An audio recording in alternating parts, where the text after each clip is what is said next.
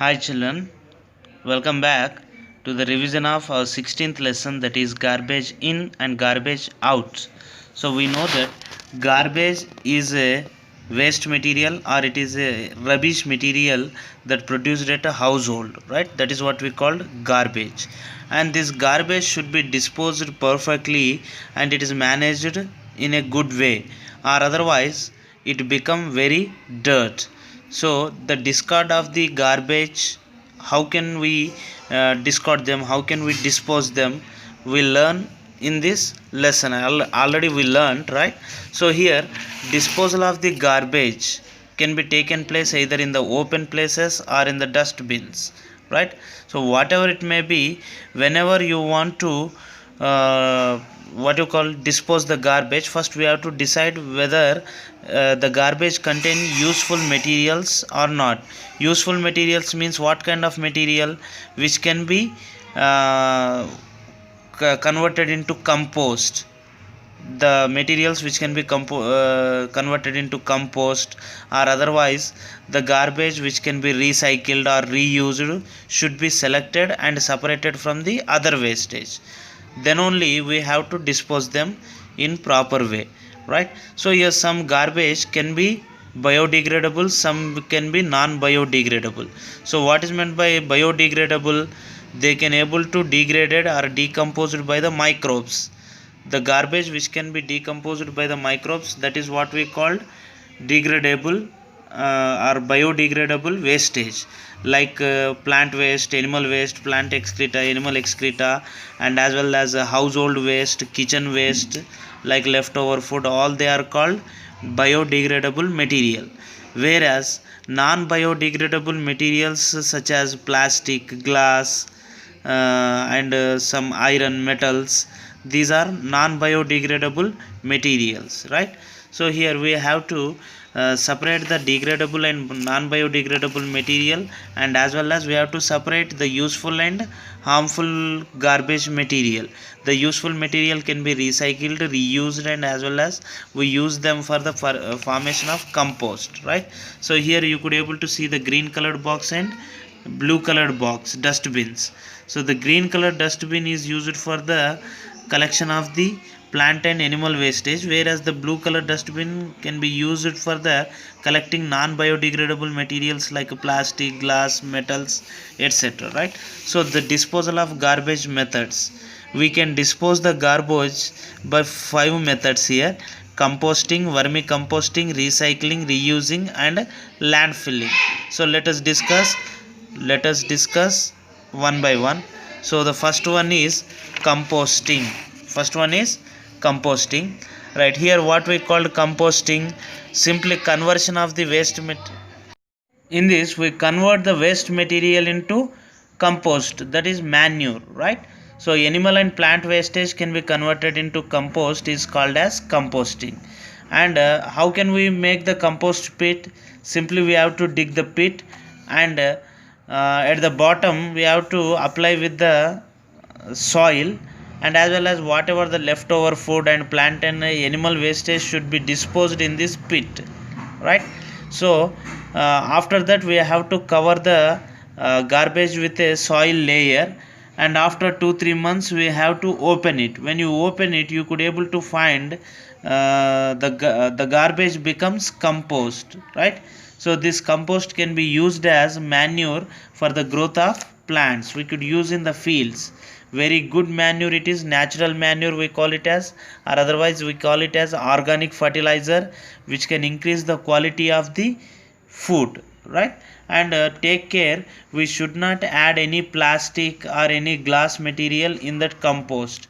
Why? Because they are non biodegradable. Only we should use biodegradable wastage for the preparation of compost, right? Next, come to vermicompost.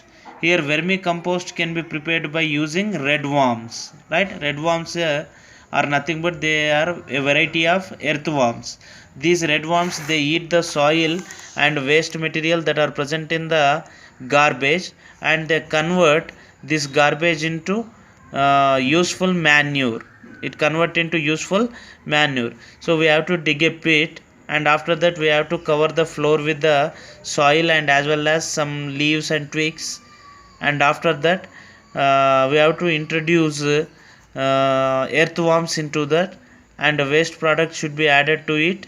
After 2-3 months we are going to get the vermicompost. Vermicompost is better than what you call normal compost. Vermicompost is better than normal compost, and it supports the soil, it increases the soil fertility and it supports the plant growth, right? So vermicompost is better than the normal compost.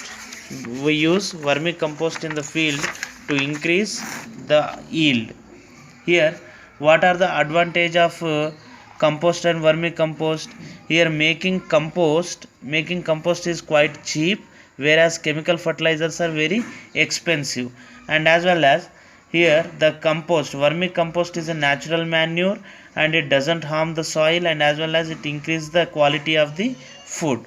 And third disposing is the recycle. What is meant by recycle? Recycle is nothing but whatever the collected materials are there, means from the garbage we collected the useful material to recycle, and we can make them to uh, form the new object by using old one. That is what we call recycling, right? So used papers, glass, metals, plastics, they can be recycled easily. For example, paper industry, if you recycle the paper, you need not to cut the trees. To get the ton of paper, we have to cut near about 17 big trees. So if you can able to reuse or recycle them, then we need not to cut the trees in the forest, right? So here we have a small activity to recycle the paper. First we have to cut the paper into pieces and then add water to it and make a pulp of paper by adding a diluted acid, right? After that, take a paper screen and spread the prepared one on the wire screen, right? So after drying them, you could able to get the new paper. Already we discussed in the previous videos. And reusing of some materials like plastic, glass or wood material, we could reduce the spreading of garbage. And next one, disposing the non biodegradable material, whatever the harmful material can be disposed by landfilling, right? So here landfilling can be done at the open areas in the cities. So they dig the areas, and in that pit they are going to store the waste materials, and they are going to cover it with the soil, and this place can be used as what you call public parks or any other places. But the family living cannot be possible at these areas. And next come to plastic, boon or curse. Boons means helpful, curse means harmful. Nowadays without plastic we can't lead our life. Why? Because the bottle, compass, mug, jug or the daily useful materials can be made up of plastic. So without plastic we are unable to live. But the problem with the plastics are that plastic, they do not get rot, means they are non biodegradable. And some people household, they throw the plastic here and there, and they can able to obstruct the drainage, and the drainage water will comes into our colonies and it spread the disease. And some people, they are throwing the plastic covers along with the vegetables, so that the animals when they eat these, they are dying because of plastic, right? And as well as some people, they store the harmful chemicals in the plastics, and the same plastic bottles are used at the shops for the storing food in the containers, and those people, they eat this food, they are going to suffer from many diseases. So here plastic is very harmful to us. So how can we minimize the use of plastic?